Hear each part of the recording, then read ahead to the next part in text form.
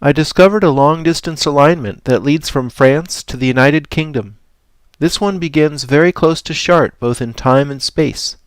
Chartres Cathedral was built at the same time as Bourges Cathedral, and is only 100 miles away. When I was studying Bourges Cathedral, I kept thinking about the connections between the founder of the Gothic style and the Templars.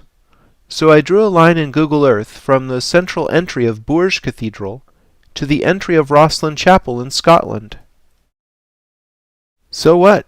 You can draw a line between any 2 points, but you won't believe what the line passes directly over in London, the headquarters of the United Grand Freemasonic Lodge of England. The United Grand Lodge of England is the main governing body of Freemasonry within England, Wales, and much of the former British Empire. The building is on Great Queen Street, no less. UGLY, as the organization is known, seems to be a fitting acronym for its Ugly as Sin container, historically third on the site since Masonic meetings first started here in 1775, a year before the American Revolution. Perhaps some of America's Masonic founding fathers planned the revolution here. I'm not sure. When the Templars were around, they controlled a sizable district less than half a mile away in the city of London. The temple includes Temple Church, the adjacent middle and outer temples, and a host of related buildings.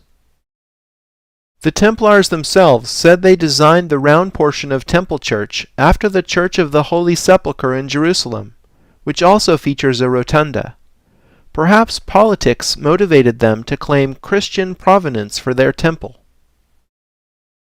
Longtime esoteric researcher John Smout says a better geometric comparison is between Temple Church and the Dome of the Rock, which seems to have a high degree of correlation with the round church's ground plan. This makes more sense to me, as the Templars did take their name from the Temple Mount in Jerusalem.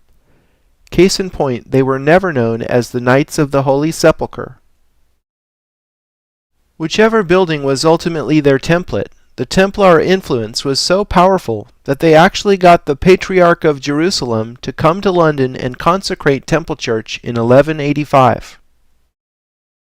Temple Church was brought to the public's attention in the Da Vinci Code, where it was the scene of a shootout amidst marble effigies of medieval knights. The temple served at times as the residence of kings and representatives of the Pope, while Temple Church itself served as a depository bank.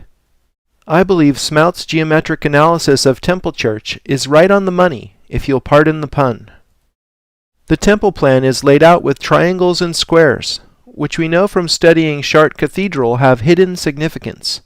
Triangles and squares are arranged in such a way as to depict 3 cubes. The symbolism of 3 cubes is something we've seen before in the George Washington Masonic National Memorial. I believe 3 cubes symbolize the holographic nature of the universe, the human, planetary, and stellar scales resonating as a fractal structure, as above, so below. My reasons for coming to this unusual conclusion will become apparent in the Paris episodes. After the Great Fire of London in 1666, Sir Christopher Wren was chosen to redesign St. Paul's Cathedral. He oriented St. Paul's in line with the axis of Temple Church. Extending beyond St. Paul's, we see the alignment continues to the Bank of England. The bank was chartered in 1694 during the construction of Wren's Cathedral. More than just a local branch, the Bank of England is the central bank of the whole of the United Kingdom, and is the model on which most countries' modern central banks are based. The Bank of England is literally the mother of all banks. Recall how the Templars' meteoric rise in power came in part by becoming the first transnational bank, and how Temple Church itself acted as a bank, whilst housing both royals and papal representatives. By tracing the alignment from Temple Church to the Bank of England through St. Paul's Cathedral, we draw a connection between Templars, the modern banking system, and the Church, 3 powerful bedfellows. The Bank of England presides over a street pyramid in the heart of the City of London. The symbolism of the bank over a pyramid suggests a hidden power relationship, analogous to the House of the Temple presiding over the Pyramid of Washington, D.C. After all, pyramids are clear symbols of hierarchy, and one can read it as control from the top down. The base of the pyramid contains the London Stone, said to be the rock from which all distances in the United Kingdom were measured. The Romans laid this foundation stone in London, just as they had done earlier with the Umbilicus Urbis Romae. You could say this pyramid was built on a rock-solid Roman foundation. Some of the greatest secrets are hidden in plain sight. Isn't that strange? I mean, if you ran a secret society, why painstakingly encrypt your greatest truths in alignments, city plans, and in architecture? I would have thought there were better ways of keeping secrets. There must be some kind of power gained or maintained by hiding these truths out in the open where many can see, but few understand.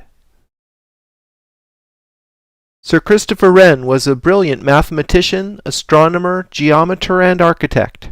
He was an enlightened man who clearly excelled in the 7 liberal arts. St. Paul's Cathedral is the most important building of Wren's architectural career.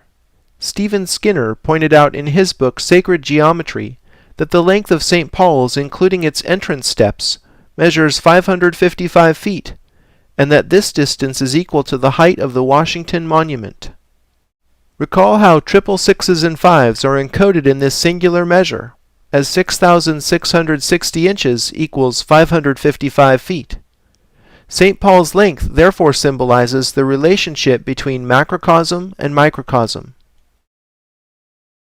The distance from the floor of the cathedral to the top of the cross on its dome is 365 feet, matching the height and symbolism of the sun tower at Chartres.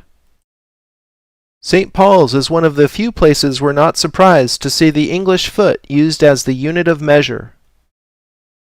Trying to decipher London from another angle, I was looking at Buckingham Palace and wondering about the perfectly straight axis called the Mall in front of it. Wanting to trace where this obvious gesture leads, I need to ask, where does the royal axis go? It appears that the Mall leads to the Admiralty Arch, but then the axis seems to fade away in the confusion of buildings along the Strand. Or does it? Tracing the axis beginning at Buckingham Palace, passing over the Victoria Memorial, traveling along the Mall, going under the Admiralty Arch and through the buildings on the Strand, the axis arrives precisely at Temple Bar. Temple Bar was a gate designed by Sir Christopher Wren to ceremonially bar access to the City of London. It got the name Temple from being directly in front of the Templar compound. The temple was taken over by the Inns of Court after the Templars were ousted in 1307. The Middle Temple and Outer Temple are 2 of the Inns of Court to which all barristers in England must today belong. In fact, the phrase the bar, meaning the legal profession as a whole, can be traced back to Temple Bar. Wren's Gate is no longer there, but tradition and the law remain. Traditionally, the Lord Mayor would offer the sword of state to the Queen when she passed through the gate as a token of loyalty. It is a little-known legal fact that the monarch may not enter the City of London without the permission of the Lord Mayor of London. What's up with that? I always thought the Queen was the one in charge. You might be surprised to learn that the Lord Mayor is not the Mayor of London, nor is the City of London the same as Greater London. Confused? The law can do that. The person the Queen bows to is the Lord Mayor of London. He's the guy who runs the City of London Corporation, a tiny private jurisdiction that covers only about 1 square mile.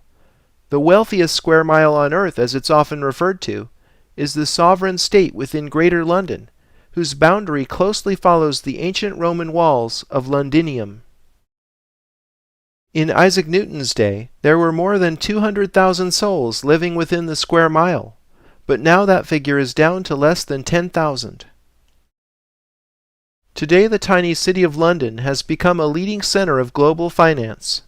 Other powerful sovereign cities within cities that come to mind are, of course, the United Nations headquarters and Vatican City.